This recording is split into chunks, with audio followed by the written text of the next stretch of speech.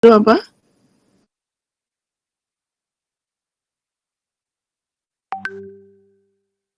Data yang sering muncul ya. Kalau yang sering muncul sebanyak 3 data kita sebut sebagai apa?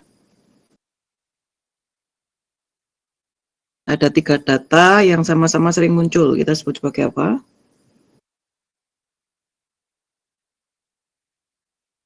Boleh lihat catatan yang kemarin. B itu 2, Dewi. Nah, ini Martin jawab trimodal ya. Karena 3 data ya, 3 data yang sama-sama sering muncul trimodal ya. Kalau B, ingat-ingat ya, B itu 2 ya.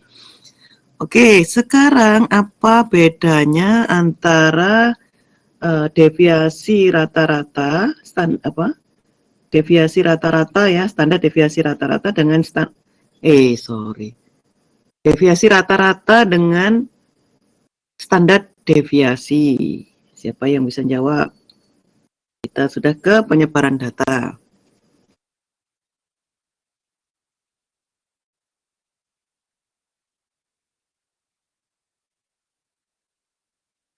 Apa itu deviasi rata-rata dan apa itu standar deviasi?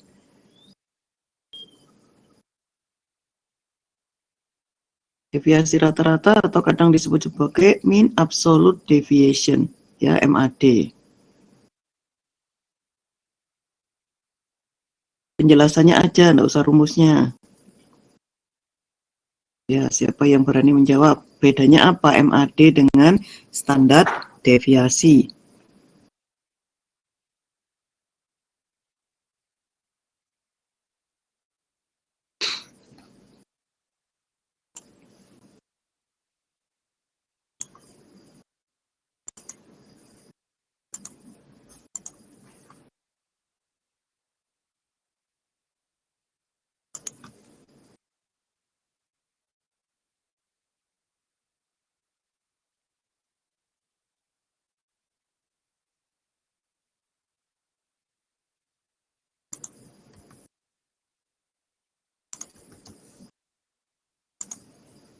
Tepat, Ade, bisa diperbaiki.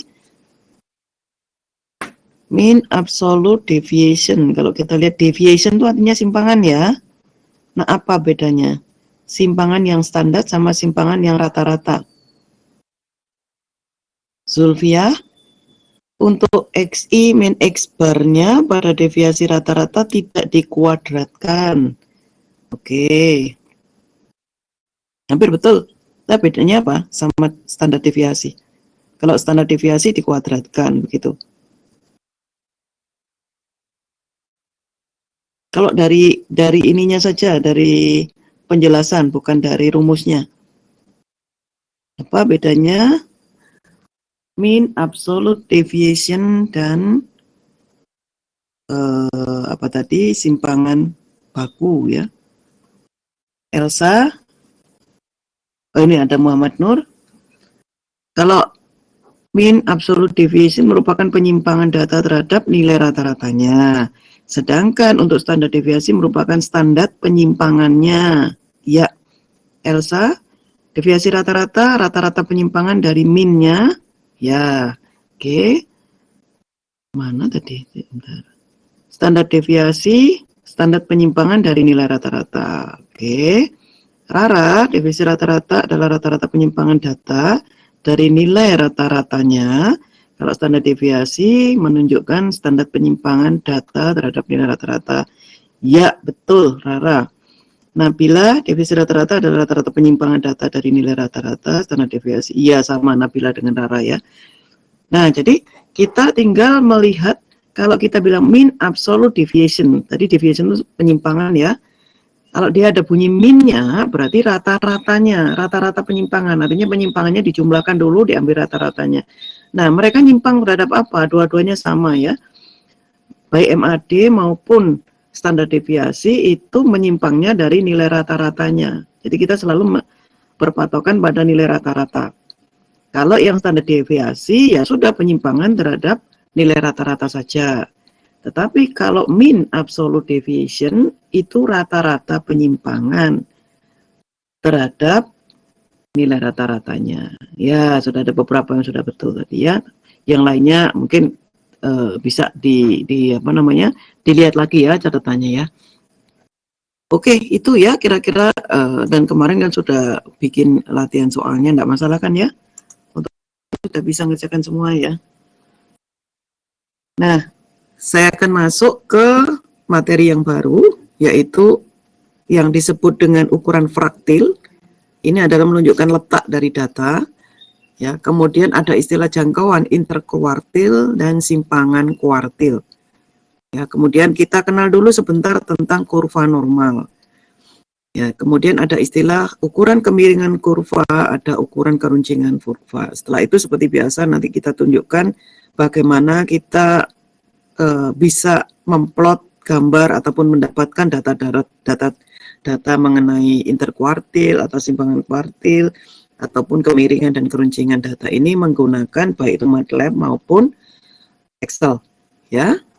Dan seperti biasa kita ada tugas nanti ya, karena itu untuk pengayaan, jadi kalian supaya tahu, seperti tadi sudah pinter banget, udah banyak yang bisa menjawab masalah apa tadi, pemusatan maupun penyebaran data ya. Intinya kalau sudah pernah nyoba latihan soalnya pasti bisa ngerasain bedanya di mana gitu ya. Nah, selain ukuran pemusatan data, pada pengukuran statistik juga ada yang namanya ukuran letak data ya. Suatu data itu tidak hanya bisa dibagi menjadi dua bagian saja ya, kemudian kita tahu letak data yang paling tengah. Nah, kalau yang seperti itu kita sebut sebagai median ya. Jadi rombongan data itu diurutkan, kemudian dibagi dua, tengah-tengahnya itu kita sebut sebagai median. Gitu kan ya? Itu letak juga ya. Jadi kita bisa mengetahui letak data yang paling tengah itu. Nah, itu kita mencarinya melalui rumusnya median. Nah, bisa juga data itu tidak hanya dibagi dua bagian saja, misalkan dibagi 4 bagian, dibagi 8 bagian, dibagi 10 bagian, dibagi 100 bagian juga bisa. Ya. Letak yang sama, jumlah data yang sama, tapi kita bisa cari letak-letaknya berdasarkan bagian yang besar sampai makin lama makin kecil bagiannya. Ya. Nah, untuk bisa menentukan letak data, maka cara yang awal sekali yang kita harus lakukan adalah kita harus mengurutkan dulu datanya ya. Jadi kita sort dulu datanya mulai dari yang kecil sampai yang besar. Nah, kemudian apa saja jenis ukuran letak data itu? Pertama adalah yang kita sebut sebagai kuartil. Kuartil ini adalah bagian dari wilayah data itu kita bagi 4. Ya, kemudian ada kuintil. Bagian dari wilayah data itu kita bagi 5 daerah. Desil dibagi menjadi 10 daerah atau 10 bagian. Persentil dibagi menjadi 100 daerah ya, atau 100 bagian. Nah, itu ya. Jadi jumlah datanya tetap, misalkan saya punya 50 data. Oke, saya mau cari persentil ketiganya berapa. Nah, kalau persentil berarti kita harus bagi 50 data tadi menjadi 100 bagian wilayah. Bukan 100 data ya, 100 wilayah. Nah, dari 100 wilayah itu nanti diambil yang letak yang nomor 3 dari 100. Itu kita sebut sebagai persentil ketiga. Gitu. Atau saya punya 50 data, kemudian saya ingin tahu kuartil ketiga dari data itu ada di data berapa. Dari urutan itu ada di data berapa. Berarti kita harus bagi dulu wilayahnya dari 50 data ini menjadi 4 bagian, karena kuartil ya. Dari 4 bagian kita ambil yang urutan ketiga dari kuartil itu. Nah, data itu ada di situ. Berapa datanya? Gitu ya. Jadi kita nebak urutan kesekian dari sekian data kalau berdasarkan letaknya. Ya. Oke, yang kita sudah kenal duluan itu adalah median. Jadi median tadi, satu bagian data dibagi menjadi berapa bagian? Ada yang bisa jawab?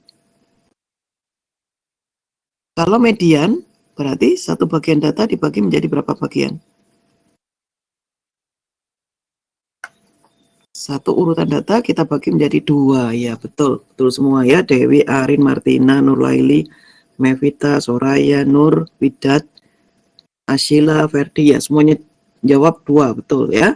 Jadi Kita punya berapapun datanya kita bagi dua, tengah-tengahnya itu namanya nilai kedua, ya, atau kita sebut sebagai median. Ya, dia menempati wilayah tengah. Nah, sekarang kuartil. Kalau kuartil berarti urutan data itu tadi, serombongan itu tadi, ketika sudah kita urutkan, sekarang kita bagi menjadi 4 wilayah. Ya, karena ada 4 wilayah, berarti yang tengah-tengah, yang biasanya jadi median itu kita sebut sebagai kuartil tengah atau Q2.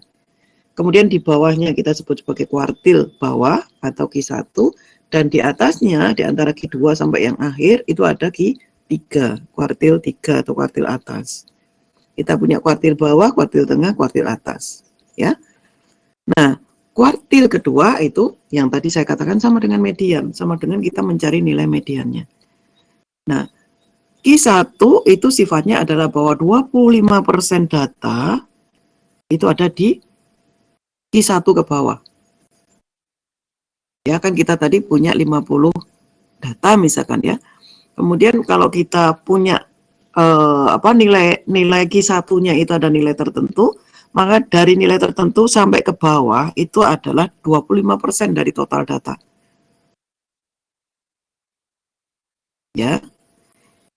Kemudian kalau Q2 itu sifatnya adalah bahwa 50% dari data di bawahnya Q2 itu ya. Jadi atau total di bawahnya di bawahnya data batas Q2 itu adalah 50% dari total data. Ya, jadi total misalkan saya punya 50 data, sudah saya urutkan gini ya, saya ketemu data ke-25. Ya, data ke-25-nya adalah data sekian. Oke, berarti di bawahnya data ke-25 kan ada 25 data ya. 25 data ini kan berarti 50% dari 50 data tadi. Setengah dari 50 data ini.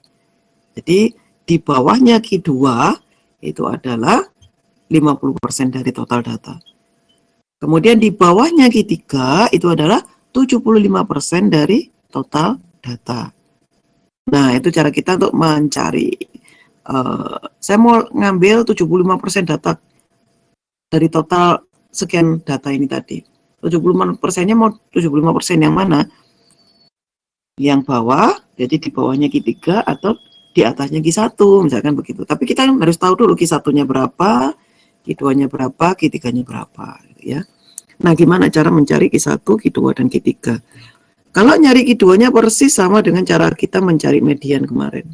Ya. Sekarang, kalau nyari Q1-nya, atau Q ke I-nya, ya, itu adalah sama dengan nilai ke I dari N plus 1 dibagi dengan 4. Kenapa dibagi 4? Karena wilayahnya dibagi 4. Ya, jadi kalau kita mencari I-nya itu adalah 1, maka nilai ke-1 dari N plus 1 kita bagi dengan 4. Kalau kita nyari Q kedua, berarti nilai kedua dari N plus 1 kita bagi dengan 4. N apa? N itu adalah total dari datanya. Ya. Kalau itu data tunggal yang kita urutkan. Sekarang bagaimana kalau datanya adalah data kelompok yang punya interval-interval itu? Ya, berarti nilai interval ke I, ya, jadi kuartil dari interval ke I, itu adalah sama dengan B, yaitu tepi bawah kelas QI-nya, ditambah dengan P, yaitu panjang intervalnya, atau panjang kelasnya, dikalikan dengan I tadi, nilai keberapa tadi ya, bisa 1, bisa 2, bisa 3 kan, karena kita kuartil ya. Dikalikan N dibagi dengan 4, dikurangi dengan frekuensi sebelum intervalnya, ya, dibagi dengan F-nya ini adalah frekuensi di kelas intervalnya. Ini persis sama dengan kita cari median kemarin.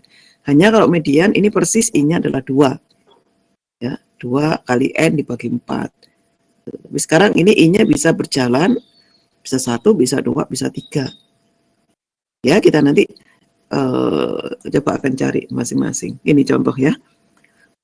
Hasil pendataan usia dari 16 anak balita, ya, itu mempunyai data sebagai berikut: 43, 44, 2, 1, 1, dan seterusnya. Usianya ya, jadi ada 16 anak balita dikumpulin Kemudian tanyain satu-satu usianya masing-masing berapa. Anak ke-1 usianya 4 tahun, anak kedua 3 tahun, anak ketiga 4 tahun, anak keempat 4 tahun, dan seterusnya. Nah, apa yang kita mau cari? Kuartil bawahnya dari kumpulan itu berapa, kuartil tengah berapa, kuartil atas berapa. Nah, pertama yang akan kita lakukan adalah kita urut dulu, mulai dari yang terkecil sampai besar. Semua kemunculannya kita urutkan. Total ada 16 ya, N-nya 16. Kemudian kalau kita nyari Q1 letaknya di mana? Ya. Letak dari Q1 adalah data ke-1 dari 16 ditambah 1 dibagi dengan 4. Ya, 16 tambah 1, 17 dibagi 4 itu adalah 4/4. Nah, berarti 4/4 itu adalah nilainya adalah data ke-4 ditambah 1/4 dari data ke-5 dikurangi data ke-4. Nah, lihat ya. 1, 2, 3, 4. Ini data ke-4 dipegang dulu. Ditambah dengan 1/4 dari data ke-5 dikurangi data ke-4. 1/4 dikalikan dengan 2 kurangi 2 kan 0. Oke, berarti ya 2 datanya. Datanya ada di sini. Itu Q1-nya. Ya, jadi letaknya di mana dan nilainya berapa itu Q1-nya. Dengan cara yang sama kita cari. Nah, sehingga dari sini kita cari dulu ya, Q2-nya gimana? Q2 masukkan lagi persamaannya. Data kedua dari 16 plus 1 dibagi 4. Berarti 2 kali dari 4/4 yaitu 8,5. Ya, 2 kali 17 dibagi 4. 8,5. Kita cek 1, 2, 3, 4, 5, 6, 7, 8. Ini adalah data ke-8 ditambah setengah dari 3 dikurangi 3. Berapa ini? 3 kurangi 2 ya. Setengah dari data ke-5 dikurangi data ke-4. Data ke-5 adalah 3, data ke-4-nya 2. Setengah dari 1 setengah. Jadi data ke mediannya ini ya, karena Q2 itu adalah 2,5. Di mana 2,5 itu letaknya di sini. Ya, nilai tengahnya. Kemudian letak Q3-nya berarti 3 kali dari 4/4 ya. 12, 3/4. Kita lihat dulu. Ini tadi 8, 9, 10, 11, 12 di sini. 12 dikalikan 3/4 dari 4 kurangi 1. 4 kurangi 3, sorry. Jadi nilainya tadi adalah 3 ditambah 3/4. Jadi ada 3,75. Nah, kita sudah punya Q1-nya adalah 2, Q2-nya 2,5, Q3-nya 3,75. Nah, dari batas-batas ini kita tahu bahwa 1/4 data berada di bawah nilai 2. Ya, ini 1, 2, 3, 4 di sini ya. Ini 1/4-nya. Dari 16 kan 1/4-nya di sini datanya. Kemudian setengah bagian atau 50% dari data itu berada di bawahnya 2,5. Berarti ini ada 8 data ini. Karena 50% dari 16 kan 8. Begitu juga 75% dari data total itu berada di bawah 3,75. 3,75 di sini berarti ini 75% datanya itu ini tadi. Nah, itu istilahnya. Jadi data itu ada di kuartil keberapa? Kalau kita lihat untuk data 1 itu berada di kuartil, di bawahnya kuartil 1. Ya, data yang nilainya 1 berada di bawahnya kuartil 1. Data yang nilainya 2 berada di antara kuartil 2 dan kuartil 1 dan seterusnya. Ya, jadi letak data ini yang kita perhatikan. Nah, ini biasanya akan dipakai nanti kalau kita akan mencari lokasi dari data biasanya. Ya, kalau kita sudah punya data yang sangat banyak, kemudian mau diambil, aku mau ngambil data dengan nilai sekian. Gitu. Nah, ada di lokasi mana kalau datanya udah sangat banyak ini tadi. Nah, kita buat dalam bentuk letak data ini dulu. Ya, supaya tahu, oh ternyata ada di sebelah sini loh datanya. Gitu. Ya. Nah, ini yang kedua adalah kalau kita pakai yang model kelompok ya. Berarti kita harus buat dulu tabel distribusi frekuensinya. Sudah dapat frekuensi frekuensi kemunculannya masing-masing dari setiap kelas. Maka kalau kita mau mencari Q1-nya ya, itu adalah seperempat dari total 40 ya. Data ke seperempat dari total 40 berarti 10 data dari ini. Berarti dari mana ini? Ini kita jumlahkan. 1 tambah 4 ini masih 5 data ya. Tambah 8. Oh, berarti data ke-10 itu ada di kelas 3 ya. Data ke-10 ada di kelas 3. Kemudian kita cek di sini batas bawah dari kelas 3 adalah 59,5. Ya, kemarin sudah dijelaskan di median ya. Kemudian panjang datanya total ini kan 10. Panjang data di kelas 3 ini ya, interval datanya. Kemudian F-nya itu adalah 1 ditambah 4 ini, ada 5. Kemudian F-nya sendiri, F kecilnya itu adalah frekuensi kemunculan dari kelas 3 ini. Oke, kita sudah dapat B, P, F besar, dan F. Sekarang masukkan di sini. Nah, kita lihat bahwa nilai dari data di kuartil 1 itu adalah 65,75. Nah, di sini 65,75. Ya. Dengan cara yang sama, coba kamu cari yang kuartil 3 nilainya berapa? Coba dihitung. Bisa enggak? Saya kasih waktu. Carilah data Q3 dari kumpulan atau kelompok data ini. Atau ada yang mau ditanyakan dari penjelasan saya tentang kuartil ini?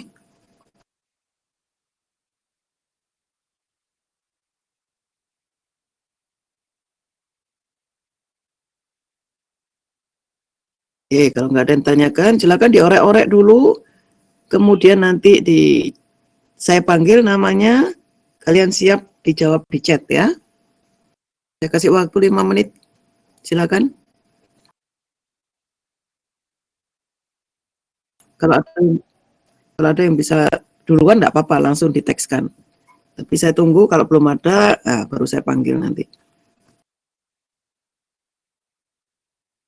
82,5 berarti dia di kelas 5 ya.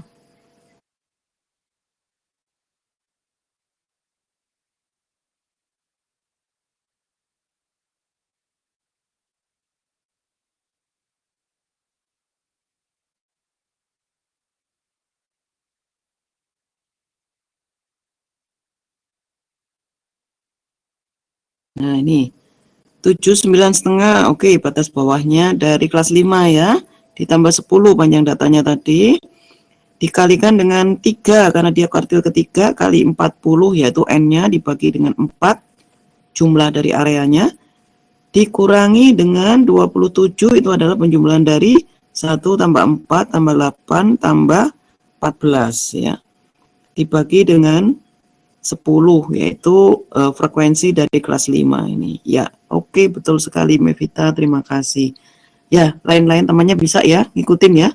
Jadi data Q3 itu adalah data yang ke-30 karena total data tadi kan 40 ya, 75% itu ada di bawahnya data ke-30. 75% dari data itu tadi. Dari mana tahunya data ke-30? Ya tadi total datanya kan berapa tadi? 40. Dia ditanyakan kuartil ketiga. Nah, kuartil ketiga berarti lokasinya itu di 75% tadi dari data ke-40 itu, yaitu di data ke-30. Ya, sudah benar. Nah, dengan cara yang sama kita juga bisa nyari desil maupun persentil ya. Kuintil juga sama otomatis karena konsepnya sama. Yang kita lihat adalah lokasinya di mana dan pembaginya berapa, itu aja ya. Contoh, kalau desil berarti kan 10, berarti tadi urutan data sejumlah itu tadi kita bagi 10 wilayah ya. Kemudian untuk QI-nya, jadi kita akan punya data I-nya bergerak dari 1 sampai 9 ya. Jadi nilai ke I, misalkan nilai ke 7-nya, nah I-nya sama dengan 7, itu adalah N plus 1, berapa jumlah datanya tadi, plus 1 dibagi dengan 10, karena kita bicara desil. Ya, kalau kita bicara kuartil tadi dibagi 4. Nah, kalau persentil dibagi 100 ya. I-nya bergerak dari 1 sampai 99. Jadi kita punya P dari P1 sampai P99. Ya, jadi prosentasenya lebih sempit lagi. Jadi kalau kita bagi 100 berarti P1-nya itu ya 1%. data di bawahnya P1 itu adalah 1% dari total data. Data di kalau kita cari data ke 48 ya berarti P48 gitu. Ya, kalau 100% ya. Nah, ini kita kasih contoh misalkan sama kelas datanya seperti ini, data tunggal ya, jumlah datanya ini. Kemudian kita disuruh mengurutkan dulu. Urutan jumlah datanya seperti ini, kita urutkan. Kemudian yang ditanya desil ke-9 berapa? Oke, berarti dia lokasinya di 7,2 ini. Ya, data ke-9 dari total datanya 7 ditambah 1 dibagi 10. Lokasinya ada di 7,2. Nih, 1, 2, 3, 4, 5, 6, 7. 7,2 berarti di sini. Di atasnya 25 ya. Kemudian kalau P45 dari persentil ke 45 berarti 45 dari 7 plus 1 dibagi 100 data ke 3,6. 1, 2, 3. 3,6 di tengah sini ya. Nah, yang D9 itu 90% ya. Jadi ini berarti dia 90% dari data itu ada di bawahnya 25. Sedangkan P45, 45% dari data itu berada di bawahnya berapa tadi? 45 itu 3,6. 1, 2, 3. 3,6 di sini mestinya ya. Bukan di bawah 12 tapi di antara 5 sampai 12 ini ya. Ini lokasinya di 3,6. Ya. Nah, ini lokasi data ya, lokasi data bukan nilai datanya. Jadi bedakan antara lokasi data dengan nilai data. Ketika kita bicara nilai data, berarti kita cari datanya. Oh, nggak ada di sini. Ya, jadi kita lihat, ini dicari dulu dengan menggunakan rumus sama seperti ini. Saya berarti kurang ini ya, PPT-nya. Rumusnya sama seperti ini. Ya, jadi kalau kita bicara, key-nya berapa? Mana tadi? Untuk data tunggal ya. Oh iya, karena dia data tunggal ya, berarti langsung aja nilai datanya adalah nilai data ke sekian. Ya. Kalau yang data kelompok itu baru kita pakai panjang ini ya, harus ada batas bawah, batas atas dan batas bawah, panjang, frekuensi kemunculan dan frekuensi sebelum frekuensi dari kelas yang dimana data itu berada. Tapi kalau kuartil data tunggal ya berarti langsung datanya ketemu. Ya. Oke. Nah, ini yang lainnya adalah sekarang jangkauan ya. Kalau tadi letaknya sudah tahu, letaknya di sini, di sini, di sini ya. Tinggal kita, data ke-45 dari persentilnya di mana? Oh, P45. Carilah P45. Kalau kita menggunakan data tunggal ya berarti data ke-45 tadi berapa itu? Dihitung dari persentilnya tadi. Oh, ternyata lokasinya ada di sekitar data itu tadi ya, berarti data itu tadi yang menjadi data ke-45. Ini ya, contoh ya. P45 itu ada di data ke-3,6. Ya, jadi P45-nya itu 1, 2, 3. Harusnya di sini ya. Lokasinya di 3,6, tapi nilai datanya berapa? Itu kalau tidak ada ya sekitar di bawahnya 12 gitu aja benar. Tapi bukan 3,6 ya nilainya ya. Karena 3,6 itu baru letaknya ketiga, urutan ke 3,6 dari bawah, dari depan. Ini juga gitu, urutan ke 7,2 dari depan. Yang tadi 7,2 berarti datanya sekitar 25 nilainya. Ya. Jadi dibedakan antara letak datanya dengan berapa nilai data dari kuartil itu atau dari persentil itu. Udah jelas? Untuk letak dan nilai data udah paham semua belum?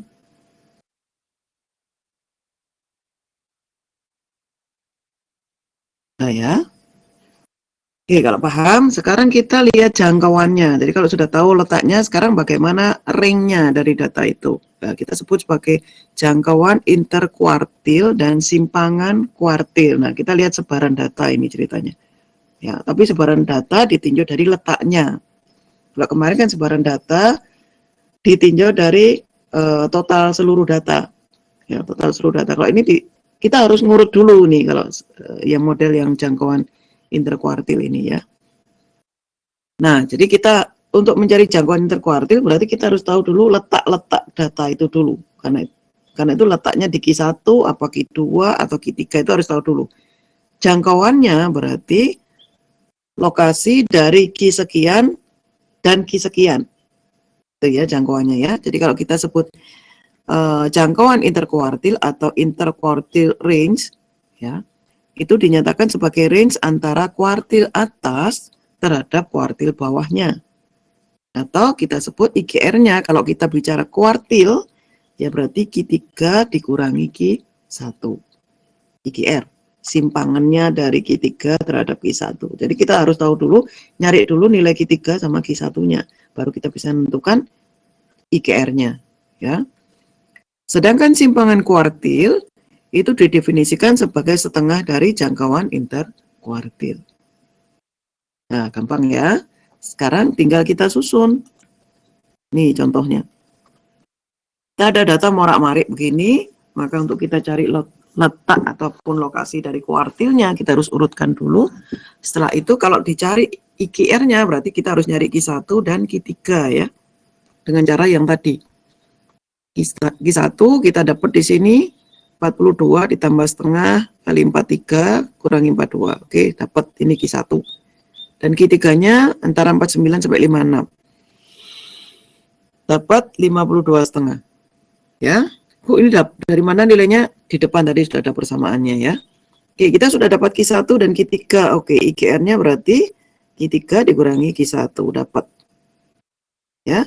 Dan simpangan kuartilnya itu tinggal setengahnya dari IGR tadi. Nah, udah selesai. Ya, ini simpangan dari urutan data ini tadi. Kalau kita ngelihatnya dari simpangan kuartilnya. Ya, jadi bukan simpangan biasa ini, bukan deviasi standar deviasi ataupun mean absolute deviation ya, tapi ini simpangan kuartil. Ya, berarti fokusnya di kuartilnya ya. Tentukan ini kalau kita punya data kelompok, simpangan kuartil dari kelompok data ini. Nah, berarti kan kita harus cari dulu Q1 dan Q3 dari kelompok data ini. Caranya juga sama dengan yang tadi. Kita dapat Q1-nya 65,75, Q3-nya dapat 82,5, maka kita bisa cari IGR-nya kan 82,5 dikurangi 65,75. Sudah dapat Q3-nya, tinggal setengahnya. Nah, ini simpangan kuartilnya. Ya, intinya jadi baik itu data tunggal maupun data kelompok itu harus disusun dulu urutan kuartilnya ya supaya kita bisa tahu nyari interkuartilnya tadi. Nah, itu oke, letak data kita sudah selesai. Sekarang kita meninjau yang namanya kurva normal. Ya, ini sebetulnya nanti akan lebih saya jelaskan lebih detail lagi ketika kita sudah menginjak ke probabilitas. Jadi probabilitas akan saya berikan di setelah UTS. Ya, UTS ke belakang sampai UAS itu sudah murni probabilitas. Statistiknya saya habiskan di sebelum UTS ya. Kurva normal itu adalah nilai data kontinu yang terdistribusi secara normal. Kalau disebut distribusi normal itu adalah jika datanya itu kita susun, maka dia akan membentuk kurva normal yang bentuknya seperti lonceng. Jadi di tengah-tengahnya itu ada runcing, kemudian kiri kanannya itu ada grafik turun ya, turun dan satunya naik. Jadi bentuknya bell ya, simetris ya. Nah, rata-ratanya itu ya persis di tengah-tengah yang runcing tadi. Biasanya median dan mean-nya itu berimpit di situ. Ya. Distribusi normal itu grafiknya seperti bell atau seperti lonceng tadi, maka disebut sebagai bell shape. Nah, ada yang menyebutkan juga distribusi normal ini sebagai Gauss atau Gauss distribution. Ya, jadi kalau nanti ada artikel ataupun buku-buku lainnya menyebutkan sebagai distribusi Gauss, ya sama itu adalah distribusi normal. Ya, dan paling banyak ya digunakan di analisa statistik. Kenapa? Karena ini yang paling ideal. Jadi di kondisi data secara alami itu akan terdistribusi normal ya, apapun itu alami terdistribusi normal. Contoh tingkat kepandaian seseorang atau tingkat kepandaian dalam rata-rata seseorang itu distribusinya pasti normal.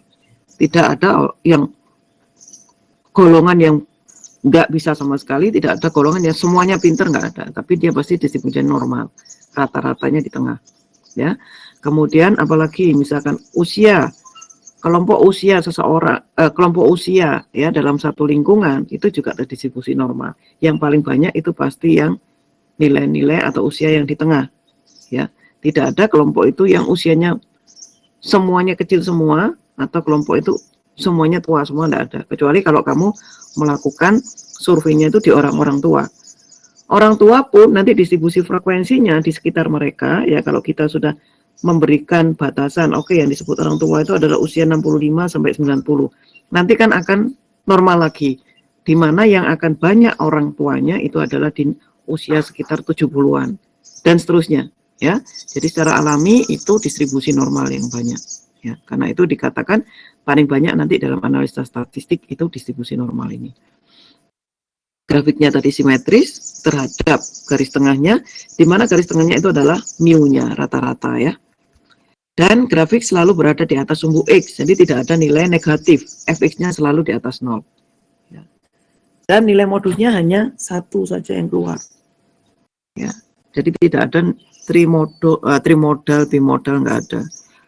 Luas daerah di bawah kurva dan di atas sumbu X itu mempunyai nilai probabilitas sama dengan 1. Ya, kalau saya lihat, saya tunjukkan di sini, ini distribusi normal ya, seperti lonceng. Yang tengah-tengah itu adalah mu-nya, nilai rata-ratanya. Sebelah kanan dan sebelah kiri dari mu itu selalu distribusinya sama, kiri kanannya, simetris. Ya.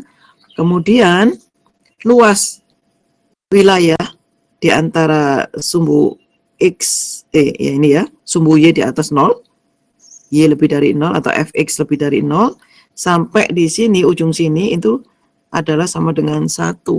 Jadi kalau begitu probabilitas yang sebelah kanan 1, probabilitas muncul di kiri juga 1. Dari min tak hingga sampai tak hingga. Nah ya, kemudian sebaran datanya untuk data yang terdistribusi normal itu mempunyai parameter min-nya ini. Ya, dan variansnya adalah sigma kuadrat. Nah, biasanya dilambangkan dalam bentuk ini. Jadi kalau nanti kamu sudah dapat ilmunya Telkom ya, sudah kenal yang namanya sinyal atau noise ya. Noise itu distribusinya Gaussian. Tadi dikatakan oh Gaussian berarti itu normal ya. Jadi distribusi Gaussian dengan mu-nya atau min-nya sama dengan 0, variannya sama dengan 1. Nah, itu kalau kita mau mensimulasikan sinyal noise atau sinyal yang mengganggu sinyal informasi asli, itu sebuah sinyal yang terdistribusi normal dengan min 0, varian 1. Ya.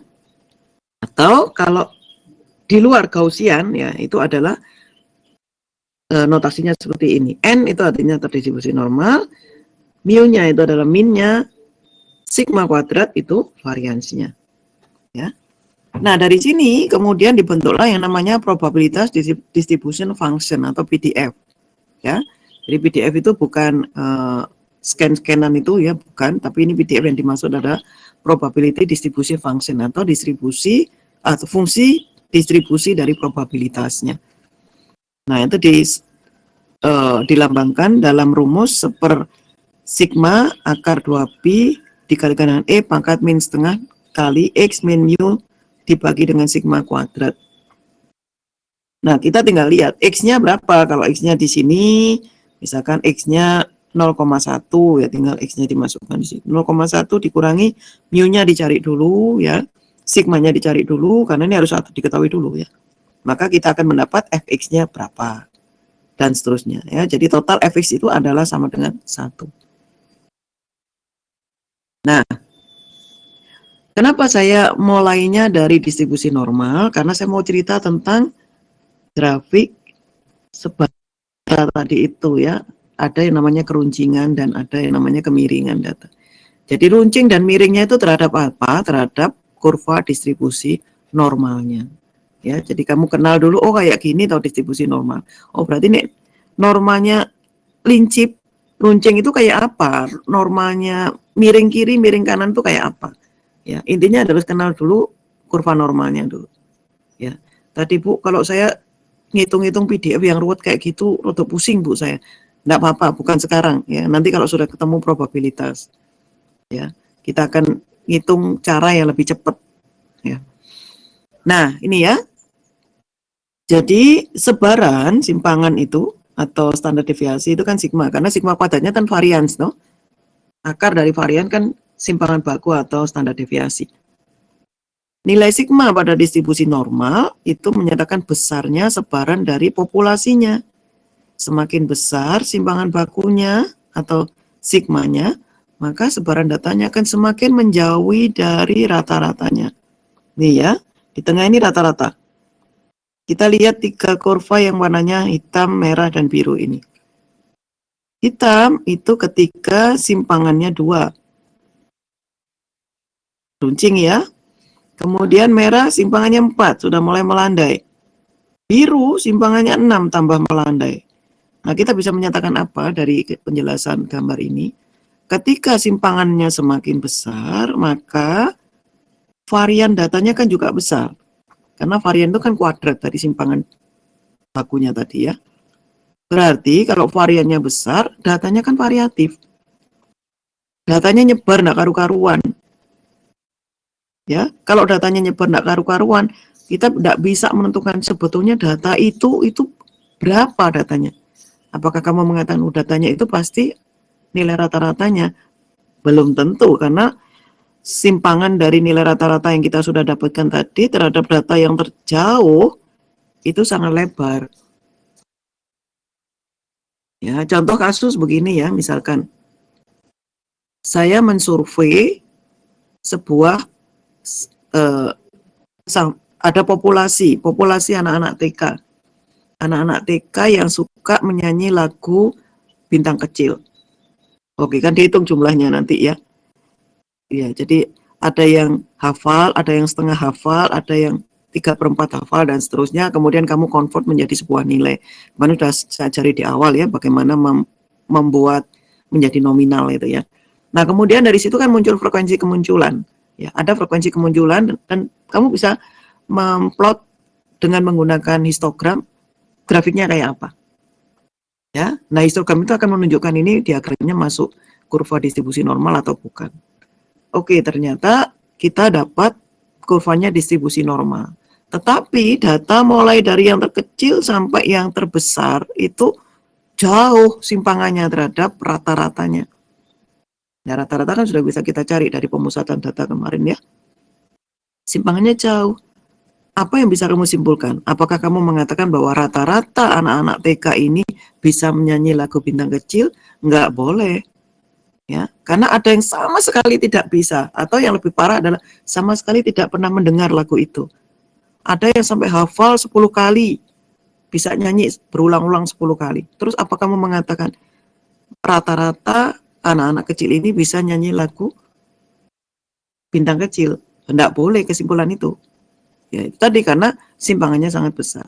Beda kalau ternyata dari grafik yang kamu dapatkan berdasarkan data-data tadi, ternyata mereka berada di tengah-tengah, ya.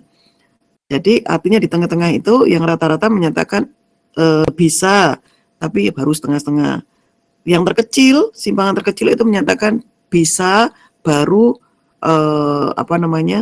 bagian awal lagu. Yang satunya yang terbesar menyatakan bisa 1 kali nyanyi lagunya sudah hafal 1 kali nyanyian, kan begitu.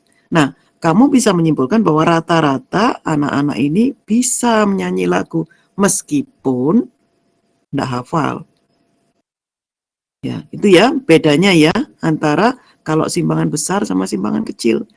Jadi kalau simpangan kecil kita bisa memvalidkan data itu. Oh iya, dia dekat dengan rata-rata, berarti ini ya saya harapkan. Tapi begitu simpangannya besar seperti ini ya, kita tidak boleh langsung mengambil kesimpulan karena ada variasi yang sangat besar.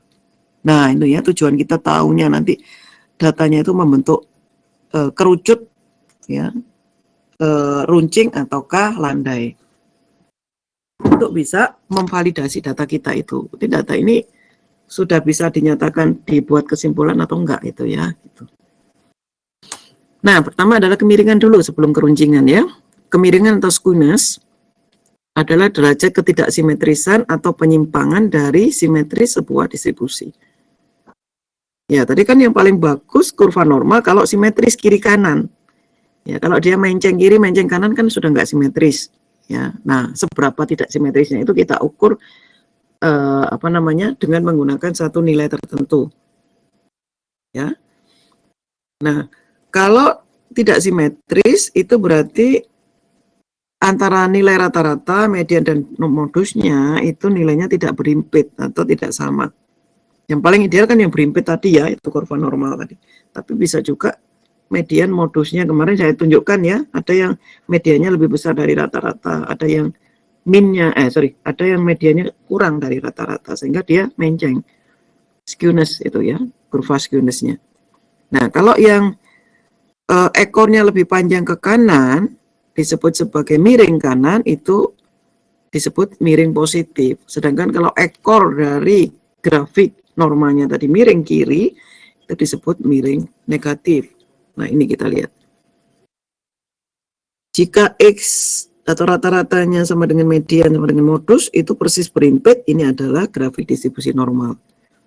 Tetapi ketika modusnya ada di samping lebih kecil nilainya dibandingkan dengan median maupun rata-ratanya, nah kita lihat dia kurvanya ke sana ya, ekornya lebih panjang di sebelah kanan. Artinya kalau ekornya lebih panjang di kanan, maka rata-ratanya itu nilainya lebih besar dibandingkan dengan modus dan mediannya. Nih, ya ini yang miring ke kanan. Sedangkan kalau ekornya lebih panjang di kiri, ya kalau miring ke kanan ini kita sebut sebagai kemiringan positif. Dan kalau miring ke kiri itu kenapa? Karena rata-ratanya lebih kecil dibandingkan median dan modus. Kita sebut sebagai miringnya negatif. Nah, berapa besar kemiringannya itu ada sebut koefisien kemiringan Pearson. Ya, nilai skewnessnya dinyatakan dengan rata-rata dikurangi modus dibagi dengan standar deviasinya.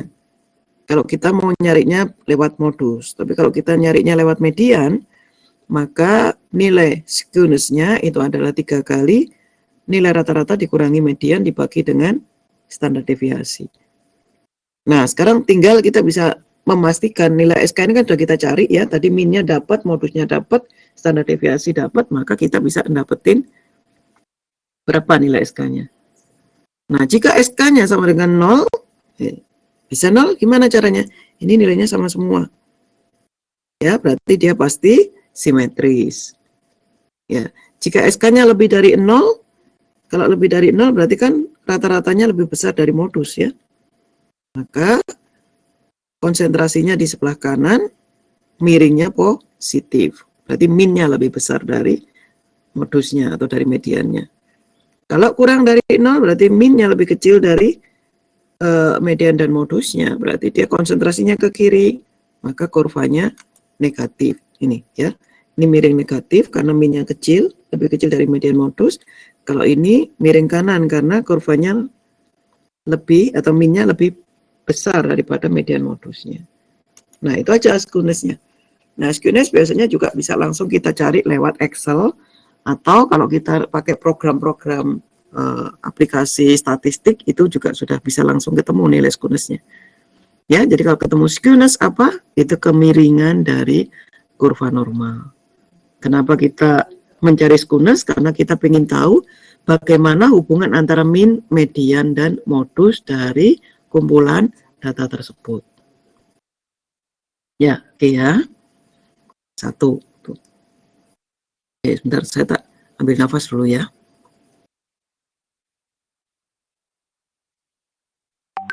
Oke, yang keruncingan data. Oke, dari kemiringan ada yang mau ditanyakan enggak? Sudah paham belum kalian?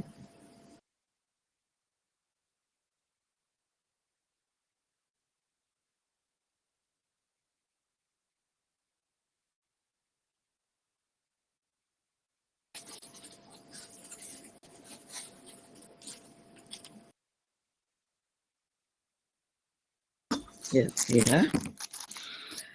Oke, sudah paham. Saya lanjut sekarang ke keruncingan. Kalau tadi miringnya, kurvanya, sekarang runcingnya tadi. Ya, berarti di situ harus ada simpangan ini yang kita mulai fokuskan ya.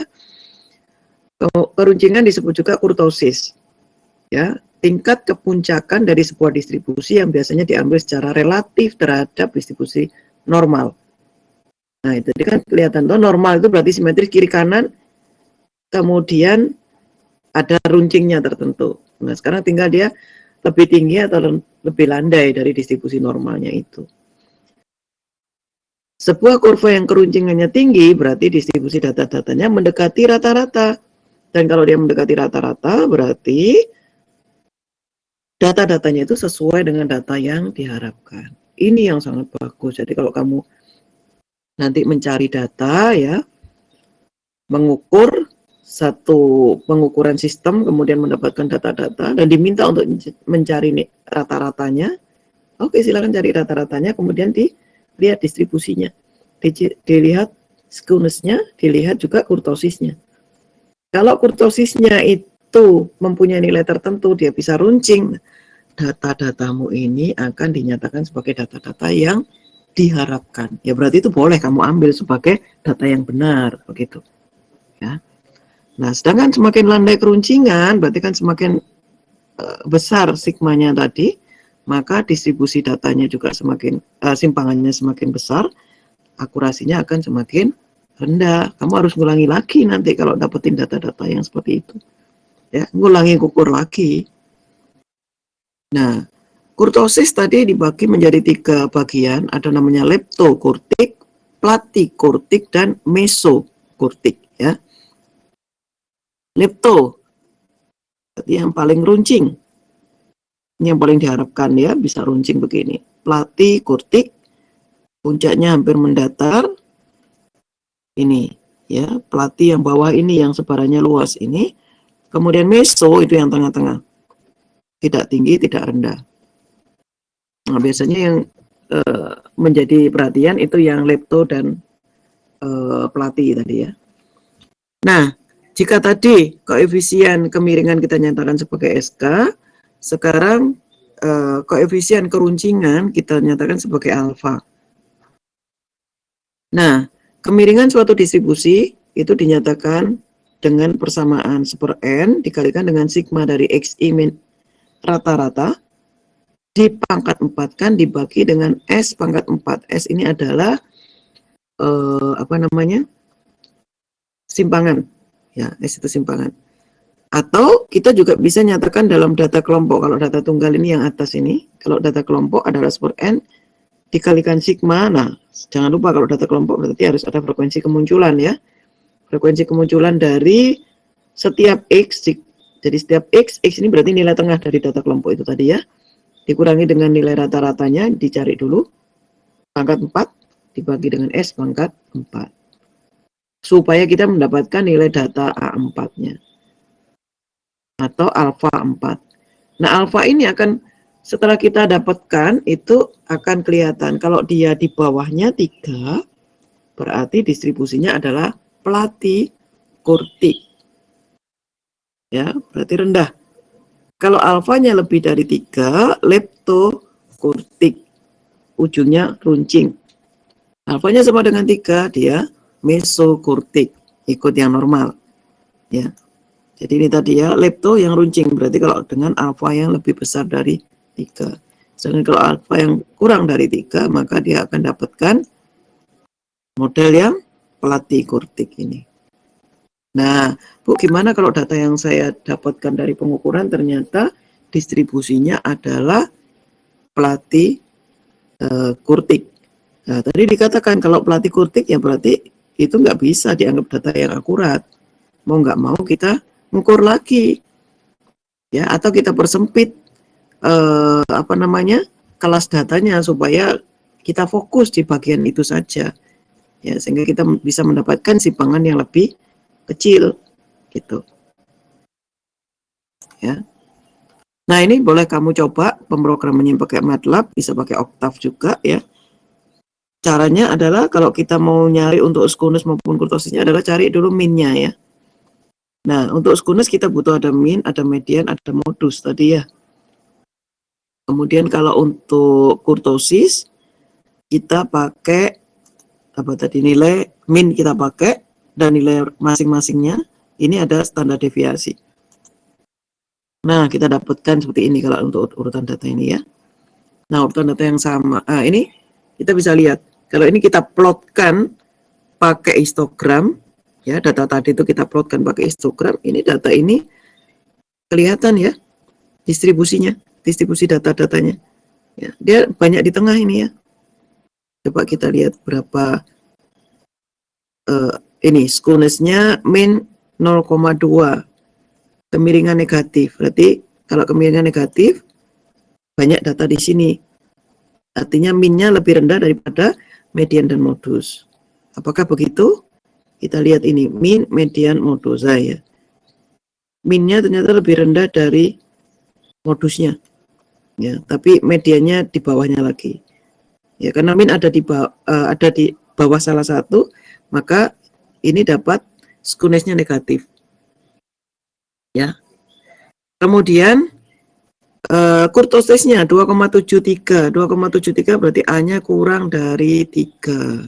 Oke, kita lihat kalau A-nya kurang dari 3, pelatih kurtik. Jadi ini masih belum bagus juga ternyata karena dia masih pelatih. Ya.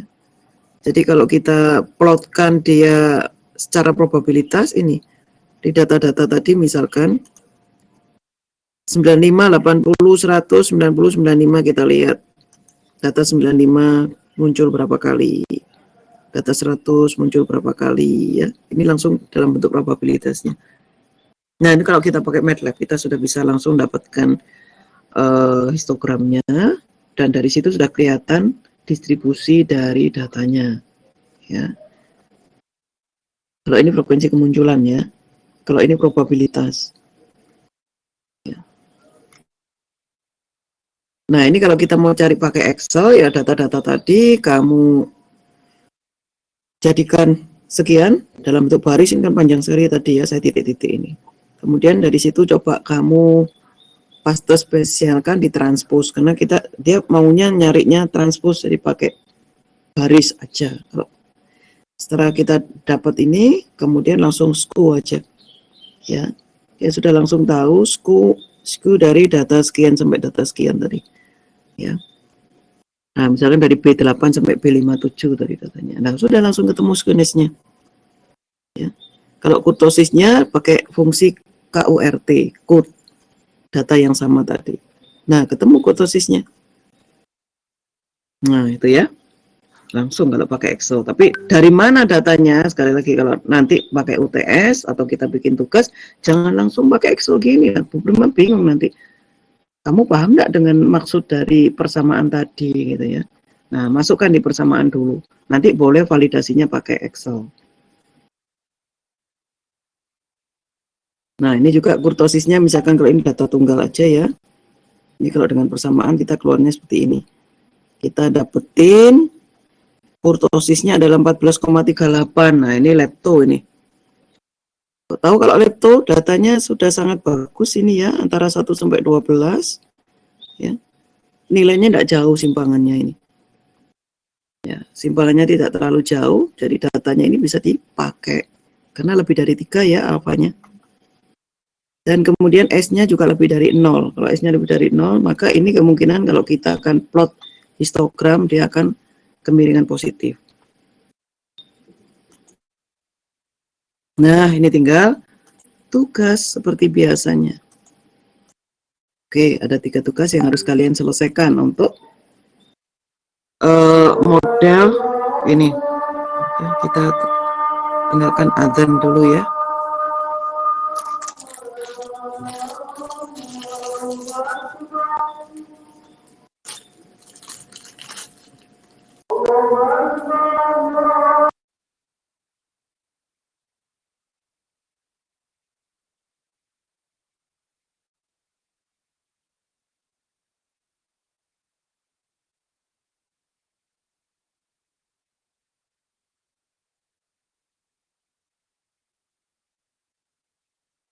Sholat duhur silahkan ya. Oke, ada yang mau ditanyakan dari apa yang sudah saya jelaskan? Dan kalaupun ini tugas ini mungkin ada yang masih belum jelas, silakan kalau mau nanya.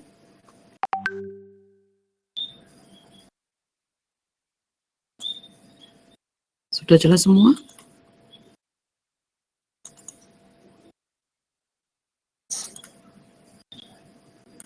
Halo? There is no response.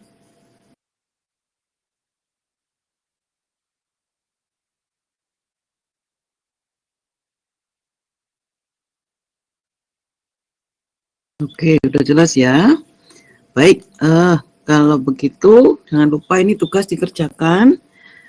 Tadi saya cek di Etol untuk tugas ini masih 49 orang dari total 55 mahasiswa. Jadi masih kurang 6 orang ya yang belum menyelesaikan, segera diselesaikan karena batasnya sampai jam 1 saja. Ya.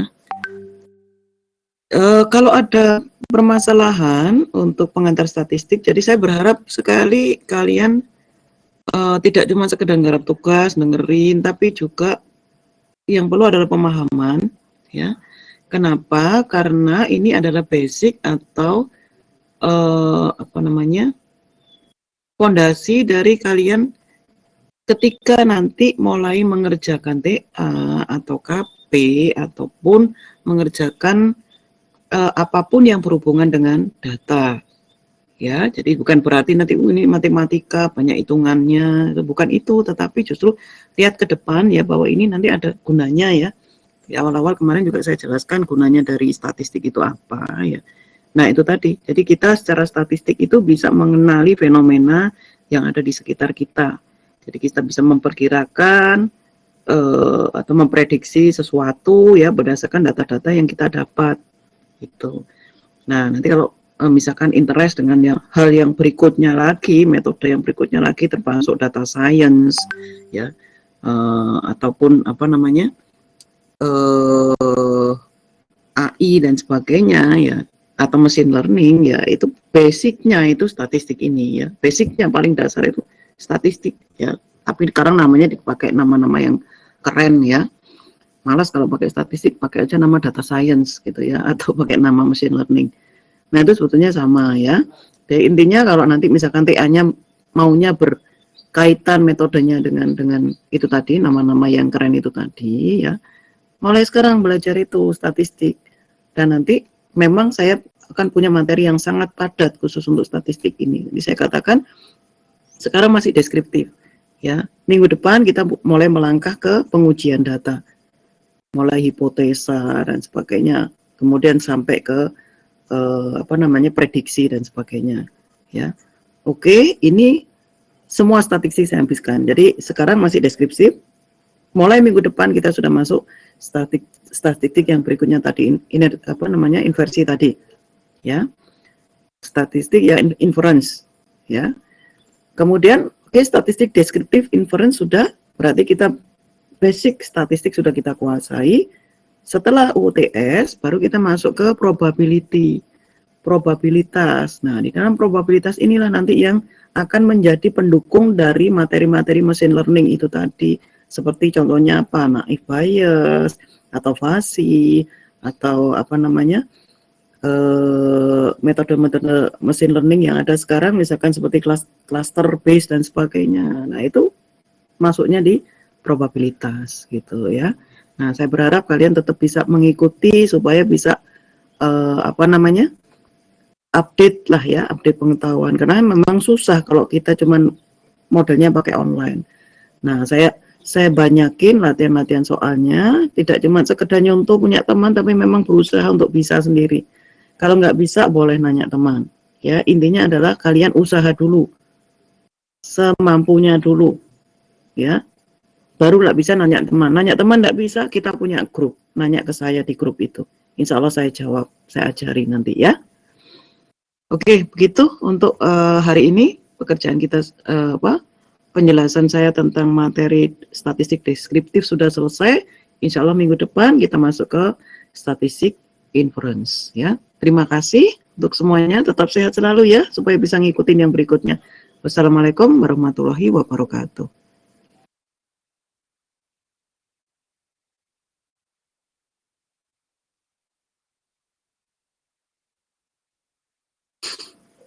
Ya, oke, saya end meeting kan dulu ya.